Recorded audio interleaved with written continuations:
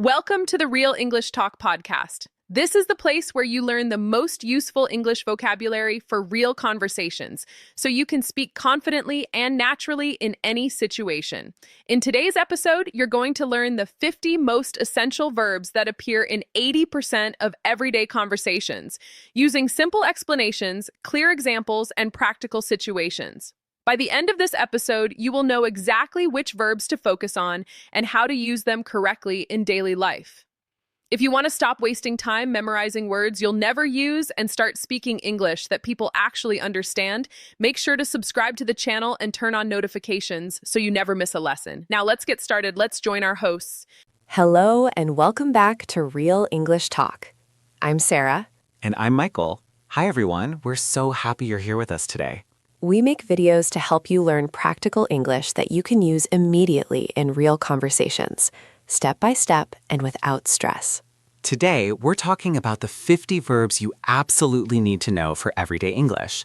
A lot of learners feel overwhelmed by verb lists or confused about which verbs are actually important, but don't worry. By the end of this lesson, you'll be able to understand and use the most common verbs in English conversations, using simple patterns and real-life examples. Before we begin, please like this video and subscribe to our channel. It really helps us and helps more learners find these lessons. In this lesson, we'll show you which 50 verbs appear most often in English. We'll explain how to use each one with clear examples, and we'll practice them in real conversation situations. We'll break everything into small, easy steps so it never feels overwhelming. You don't need to memorize thousands of verbs to speak English well. You just need to master these 50 high-frequency verbs, and today we'll give you a complete guide with examples for every single one. So take a deep breath, relax, and let's get started. By the end of this episode, you'll know exactly which verbs to focus on and how to use them in your daily conversations. Okay, Michael. Perfect. So Sarah, before we dive into the list, can you explain why we're focusing on just 50 verbs? Absolutely. Research shows that in English, just like in most languages, a small number of words appear over and over again. For verbs specifically, about 50 verbs make up roughly 80% of all the verbs you'll hear in everyday conversations. That's incredible. So instead of trying to learn every verb in the dictionary, learners can focus on these 50 and immediately understand most of what people are saying. Exactly. And the best part is, these verbs are usually simple, common words. They're not complicated technical terms. They're words like go, make, get, and take. Right. So let's start with the very first category. Sarah, what are the most essential verbs for movement and going places? Great question. The top movement verbs are go, come, leave, arrive, and return. Let me give you examples. I go to work every day. Can you come to my house? We need to leave now. What time does the train arrive? I'll return tomorrow. Those are super practical, and I notice they all follow simple patterns. Yes, that's what makes them so useful. Now let's add a few more movement verbs that are equally important. Walk, run, drive, ride, and fly. Let me try some examples. I walk to the store. He runs every morning. She drives to work. They ride bicycles on weekends. We fly to New York next week. Perfect. Now, the next category is about communication. These are verbs you use when you're talking, sharing information, or expressing yourself. The essential ones are say, tell, talk, speak, and ask. These are so common. Can you show the difference between some of them, like say and tell? Of course, this is important. We use say when we focus on the words themselves. He said hello. We use tell when we focus on the person receiving the information, and we always need an object. You can't just say he told. You need to say he told me or he told her. That's a really helpful distinction. What about talk and speak? Talk is more conversational and casual. We talked about the movie. Speak is a bit more formal. I speak 3 languages. May I speak to the manager? Got it.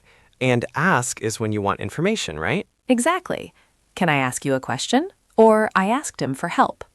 Now let's move to the next group. Verbs about thinking and knowing. These are know, think, believe, understand, and remember. These are really important for expressing your opinions and thoughts. Absolutely. Here are some examples. I know the answer. I think it's a good idea. I believe you're right. Do you understand the lesson? I can't remember his name. Those are all super clear. Now, what about verbs for daily activities, things people do every day? Great question. For daily routines, the most common verbs are eat, drink, sleep, wake up, and work. But we also have live, study, read, write, and watch. Let me practice those. I eat breakfast at 7 a.m. She drinks coffee every morning. We sleep 8 hours a night. I wake up early. He works from home. Excellent. And continuing, they live in London. I study English every day. She reads books before bed. I write emails at work. We watch movies on weekends. These are verbs people use multiple times every single day. Exactly. Now let's talk about verbs related to having, getting, and giving. These are super versatile verbs. Have, get, take, give, and bring. I've heard these verbs have many different meanings depending on the context. You're absolutely right. Let's start with have. It can mean possession. I have a car. It can mean experience. I have a meeting at 3 p.m. It can mean consumption. Let's have lunch. Wow, one verb, 3 different uses. And get is even more versatile. It can mean receive. I got a gift. It can mean become. It's getting cold. It can mean understand. I get it now. It can mean arrive. What time do we get there? That's amazing. No wonder it's so common. Take is similar. It has many meanings. Take this pen. Receive. I take the bus. Use transportation. This takes 5 minutes. Require time. Take a break. Pause. And give? Give is more straightforward. Give me the book. She gave him a present. Can you give me some advice? What about bring? Bring means to carry something toward the speaker. Can you bring your laptop to the meeting? I'll bring some food to the party. Perfect. So we've covered movement, communication, thinking, daily activities, and having, getting, giving. What's next? Let's talk about action verbs that describe making, doing, and creating things. The key ones are make, do, put, and start. Make and do are confusing for a lot of learners. Yes, this is important. We use make when we create or produce something. I make dinner every night. She makes a lot of money. Let's make a plan. We use do for activities and tasks. I do my homework. He does the laundry. We do exercises at the gym. So make is about creating and do is about performing tasks.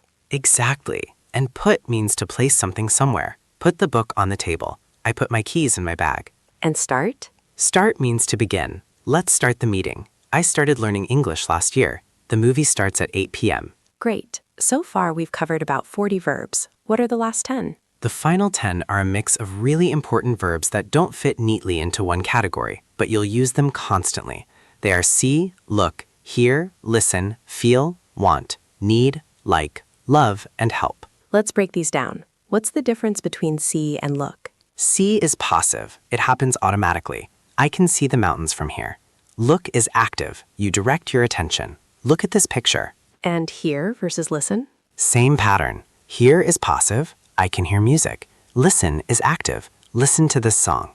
That makes sense. What about feel? Feel can be physical. I feel cold. Or emotional. I feel happy. And the last 5 verbs? These express desires and preferences. I want some water. Desire. I need to go home. Necessity. I like pizza. Preference. I love my family. Strong preference. Can you help me? Assistance. Sarah, can we do a quick review? Let's see if our listeners can remember the categories. Perfect idea. So everyone listening, we covered Category 1, movement verbs. Go, come, leave, arrive, return, walk, run, drive, ride, fly. Category 2, communication verbs. Say, tell, talk, speak, ask. Category 3, thinking verbs. Know, think, believe, understand, remember. Category 4, daily activity verbs. Eat, drink, sleep, wake up, work, live, study, read, write, watch. Category 5, having and getting verbs. Have, get, take, give, bring. Category 6, action verbs. And Category 7, perception and preference verbs. See, look, hear, listen, feel, want, need, like, love, help. That's exactly 50 verbs. Now, Michael, I think it would be helpful to practice these in some real conversations. Absolutely. Let's do a few quick role plays so listeners can hear how these verbs work together naturally. Okay, let's imagine a simple morning routine conversation. I'll start.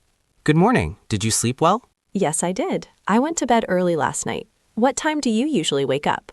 I wake up at 6 a.m. Then I make breakfast and drink some coffee. Do you eat breakfast at home? Usually, yes. I like to eat toast and eggs. Then I get ready and drive to work. Perfect. Did you notice how many of our 50 verbs appeared in that short conversation? Let's count. Sleep, go, wake up, make, drink, eat, like, get, drive.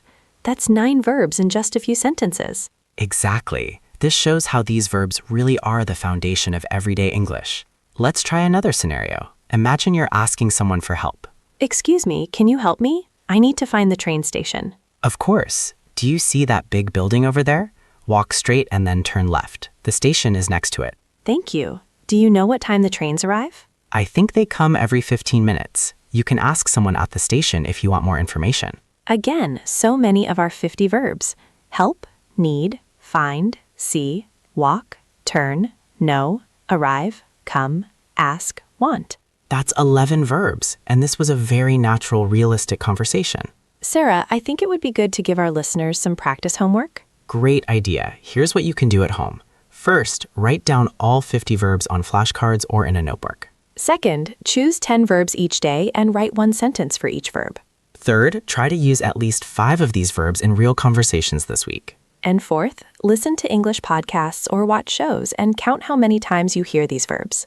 You'll be amazed at how often they appear. Now let's do a quick quiz to test your memory. Sarah will say a category, and you try to remember at least 3 verbs from that category. Ready? First category, movement verbs. Take a moment and think.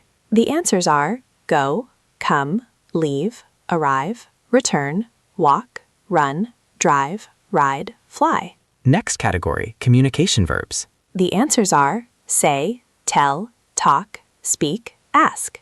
Daily activity verbs. The answers are eat, drink, sleep, wake up, work, live, study, read, write, watch. Having and getting verbs. The answers are have, get, take, give, bring. And finally, action verbs.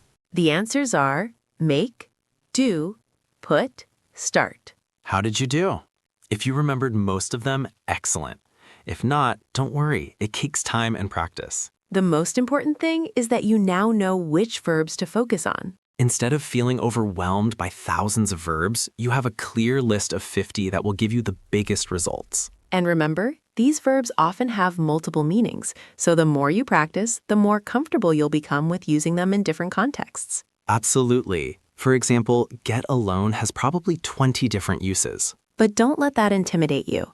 Start with the basic meanings we covered today, and you'll naturally learn the other uses over time. One more tip. When you learn a new verb, don't just memorize the word. Learn it in a sentence. For example, don't just memorize arrive. Memorize the train arrives at 9 a.m. This helps you remember the verb in context, which makes it easier to use correctly. Also, pay attention to which prepositions go with which verbs. Right, like listen to music, look at the picture, think about the problem. These verb preposition combinations are called collocations, and they're super important for sounding natural. We'll do a future episode just about collocations with these 50 verbs, so make sure you're subscribed. Before we finish, let's recap the main points of today's lesson. Point number 1. 50 verbs make up about 80% of the verbs used in everyday English conversations. Point number 2. These verbs fall into clear categories: movement, communication, thinking, daily activities, having/getting, actions, and perception/preference. Point number 3. Many of these verbs have multiple meanings, so context is important. Point number 4.